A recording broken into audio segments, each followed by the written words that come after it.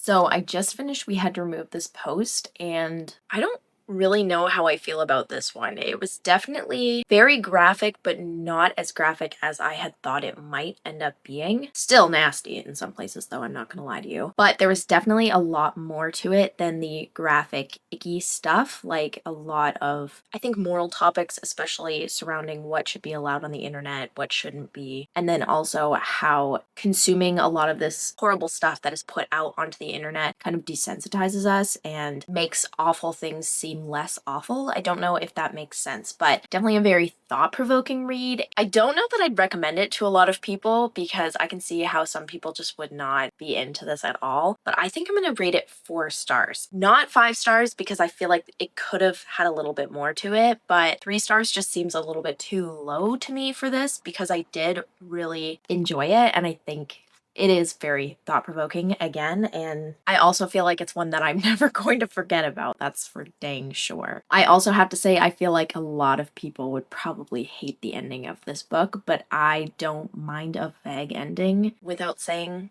too much and spoiling anything. Sometimes I prefer them because when an ending is cut and dry, it can be kind of boring. Definitely not what I was expecting and super vague, but I'll take it. And we're going with 4 stars. So now I think I'm going to pick up Horrid by Katrina Leno. This cover is definitely on the weirder side, and I've been wanting to read it since I bought it months and months and months ago. So I feel like this is finally the time. I'm definitely getting the pull to read it right now. I don't know much about this book, but the tagline says when she was good, she was very, very good. When she was bad, she was horrid. And it looks and sounds very creepy. So hopefully it really delivers on that front. I honestly was looking through my books after finishing We Had to Remove This Post and thinking to myself maybe I wanted to read something a little bit lighter because that one was disturbing. I don't think I own any books with weird covers that aren't creepy. I feel like weird covers and creepy just kind of go hand in hand. So my options were a little limited, but this one seems less potentially graphic and disturbing than a lot of the other ones that I have. So that's another reason why I picked it. I do, however, think I'm going to wait until probably tomorrow to start this one because I kind of need to digest what I just read and I'm not ready to plunge into anything else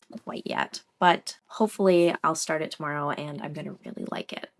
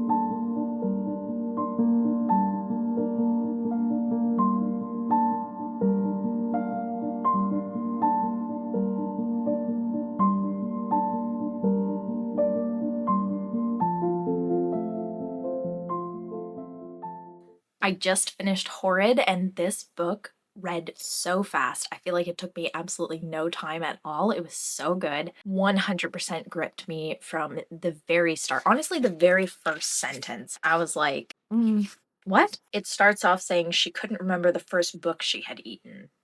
If that doesn't intrigue you, what does, honestly? So I'm definitely going to go ahead and rate this 5 stars just based on the atmosphere alone, not including how good the characters were written, the plot, the end. Oh my gosh, there were so many good qualities of this book. Like, I think this one is very safe to judge by its cover. Like, if the cover is a cool vibe to you and you think, like, creepy, I think you should read this book. Absolutely. Oh my goodness, it was so good. I'm definitely going to be looking into more books by Katrina Leno because this is my cup of tea. Oh my goodness. It was so spooky. It was like the perfect amount of spookiness meets creepy atmosphere meets decent sense of humor and descriptive writing. Honestly, I only have good things to say about this book, and I don't want to spoil anything for anyone, but please, oh my goodness, if this looks like a good time to you, please read it. But we're gonna keep it going and read another book with a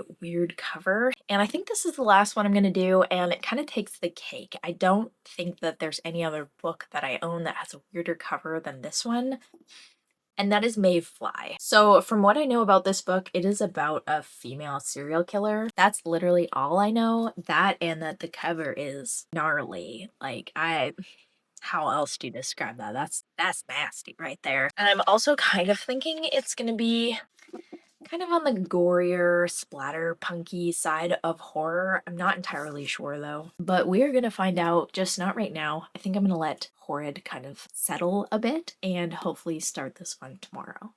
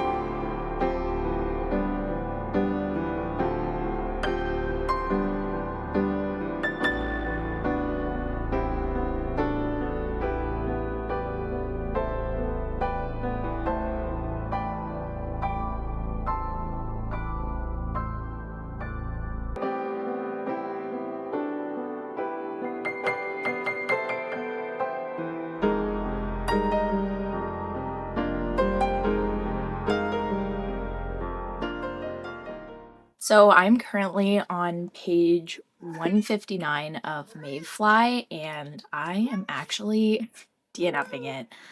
Awen! You're DNFing it too? Unfortunately, it's just really been kind of boring. Like, the first 90 pages, not that great. I wish I kind of would have DNF'd it then, but I was kind of holding on to the fact that maybe it was going to start getting tense or spooky or give me something, and it did for like maybe a chapter or two, but that was kind of it. And even the scenes that are supposed to be tense are not written in a very tense and suspenseful kind of way. Like, the atmosphere is just off. It's not like thrilling at all.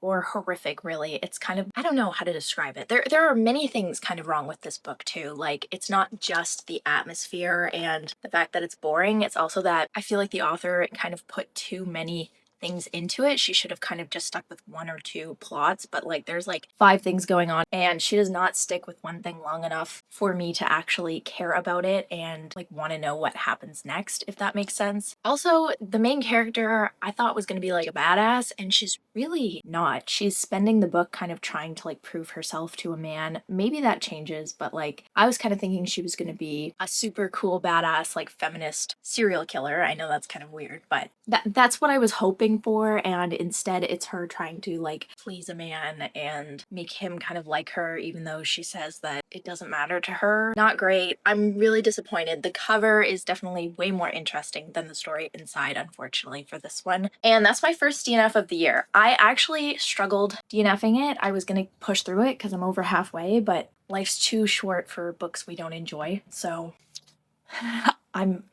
I'm done with it. Very disappointed, and I'm going to leave this vlog here, sadly, on a disappointing note. With that, I hope you have a great rest of your week, hopefully a little bit better than mine, and happy reading.